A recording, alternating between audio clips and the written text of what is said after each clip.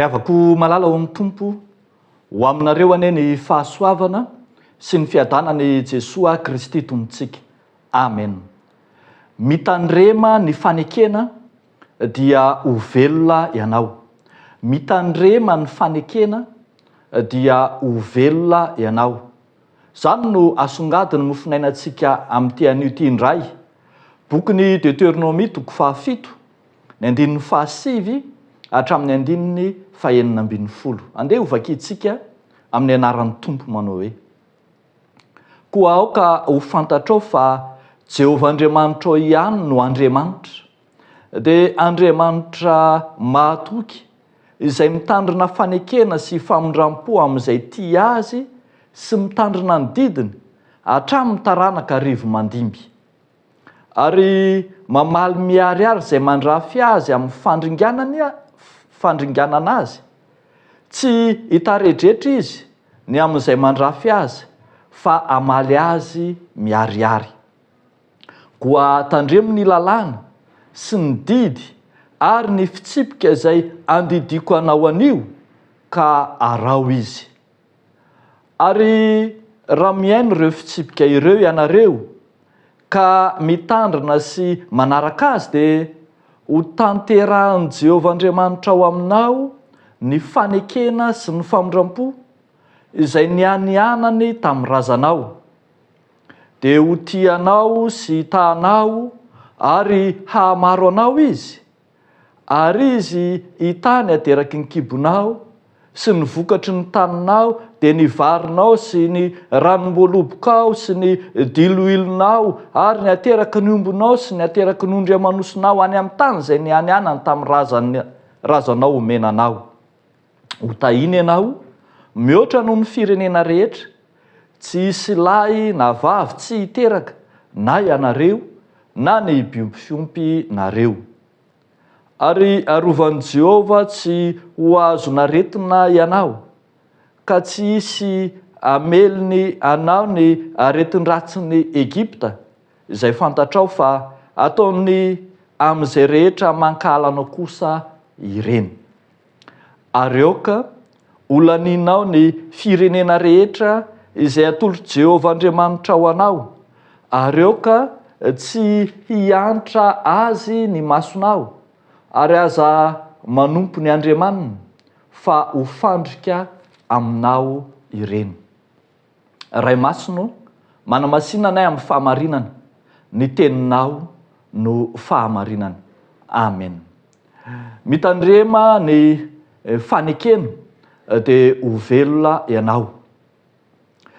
Manomana ny zanak'Israely tany anefitra Andriamanitra hiditra ny tany Kanana, dia nanome ireo toromarika maro samihafa. Tafiditra ao anatin'izany ireo didy sy lalàna samihafa iainany any amin'ny tany vaovao izay efa nomanin'Andriamanitra azy, dia ilay tany tondra dronono sy tantely, ilay tany Kanana zany. Fa anankiray izay mariantsika amin'ireny lalàna ireny, ny didy nomen'Andriamanitra ny zanak'Israely, fa tsy maintsy ho aringan'izy ireo ny Kananita, ny mponina ao Kanana, dia ny Hetita, ny Girgasita, ny Amorita, ny Kananita, ny Perizita, ny Hivita ary ny Jebosita, izay rehetra monina any amin'ny tany Kanana. Tena nanome lalàna mihitsy Andriamanitra hoe ataovy herema. Dikany hoe ataovy herema dia hoe aringano, na hoe atokany hovonona, atokany ho aringany. Ary aoka tsy hisy marimaritra iraisana aminao sy amin'ireny Kananita ireny, izay teny ilazana ny jentilisa zany. Aoka tsy hisy famondram-po ary aza miafiafy mihitsy ianao mandringana azy. Ataovy tapaka tanteraka ny fifandraisanao amin'ny jentilisa, fa raha tsy izany dia hivadika ny rasa ka lasa ny Andriamanitra renindray no hotomponao, ary eo no miverina ny fampahatsiarovan'Andriamanitra ny fanekena. Tsaroa mantsy fa firenena, vahoaka efa vita fanekena amin'ny Jehovah Andriamanitra ity firenena ity. Andriamanitra efa niteny fa izao Andriamanitra reo ary anareo kosa oloko noho izany aoka ho tapaka tanteraka ny fifandraisanao, aoka tsisy marimaritra iraisana intsony amin'ny firenena maloto ianao.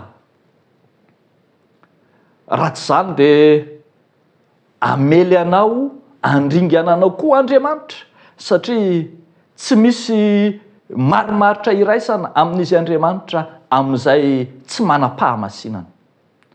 Fa raha tany kosa ka mitandrina ny didy sy ny lalàna ny men'Andriamanitra ianao, raha tany ka mihazona ny fanekena izay efa nataon'Andriamanitra taminao, fanekena izay mare antsika tsara fa tsy miankina tamin'ny herinao, tsy miankina tamin'ny tanjakao. Eto moa dia teneniny mihitsy hoe tsy miankina tamin'ny hamaroanao fa ianao ary vitso ozy izy noho ny firenen-kafa, fa miankina tamin'ny fitiavan'Andriamanitra sy ny famindram-pony, miankina tamin'ny faneken'Andriamanitra. Izy Andriamanitra nefa anao fanekena mialoha fa amindra fo aminao. Noho izany, raha manaraka izany didy izany ianao dia ho velona, ho tahina ianao, ho tahina ny fambolenao, ho tahina ny fiompianao, ho tahina ny fiarinao, ataon'Andriamanitra marina aminao mihitsy fa rehefa tonga any ianao dia ho tonga eo amin'ny tany tondra dronono sy tantely. Ho hamarin'Andriamanitra aminao ny teny fampanantenany rehetra ary dia samy hahazo fahavelomana, na ny fambolena, na ny fiompiana, na ny olombelona, ny fiariana, tena iroborobo ara-teokarena raha mitandrina ny fanekena, satria Andriamanitra mihitsy no mihazona ny fiariana rehetra izay atao. Ilay Andriamanitra tompon'ny fanekena no mihazona izany. Ry avako malala ao amin'ny tompo, saro-piaro dia saro-piaro Andriamanitra. Tena tsy tian'Andriamanitra ianao hiaroaro, hifangaroaro amin'izay tsy manam-pahamasinana, amin'izay tsy manana fahadiovana. Tsy tian'Andriamanitra ianao hiverina hanompo ny Andriamanitra izay efa nangejanao indray. Tsy tian'Andriamanitra ianao hiverina hiondrika eo ambanin'ny Andriamanitra izay efa nanandevo anao tany amin'ny tany Egipta na tany amin'ny tany hafa. Tian'Andriamanitra hanapahafahana tanteraka ianao miaraka aminy, ka dia satriny ho izy ihany no Andriamanitra ao, ka dia ho hajainao ny fanekena dia ho hajain'Andriamanitra koa ny azy ahita fahavelomana ianao.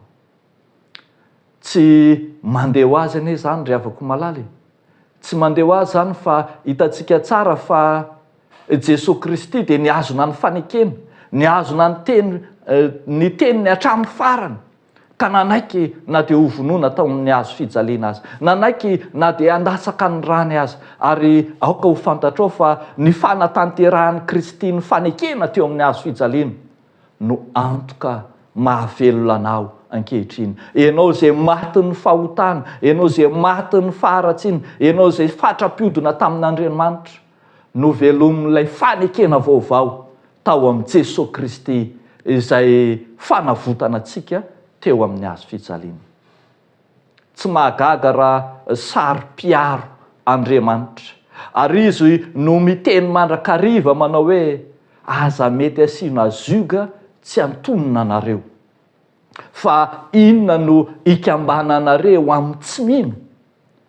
Vao tsy ela akory avy nankalaza ny fentin'ny mpifankatia isika dia indraindray fitiavana mitondra sy mamadika ny faneken'Andriamanitra dia mbola falifaly ery antsika any anay amoro na fitiavana forever, ny anay tianay foana io, eny fa na dia efa mandika na manosiosy ny lalàn'Andriamanitra aza ilay fifankatiavan'olon-droa, na dia manao tsinotsinona ny faneken'Andriamanitra aza, na dia mitondra anao ho any amin'ny fanompon'Andriamanikafa aza, tsarovy ny tenin'Andriamanitra.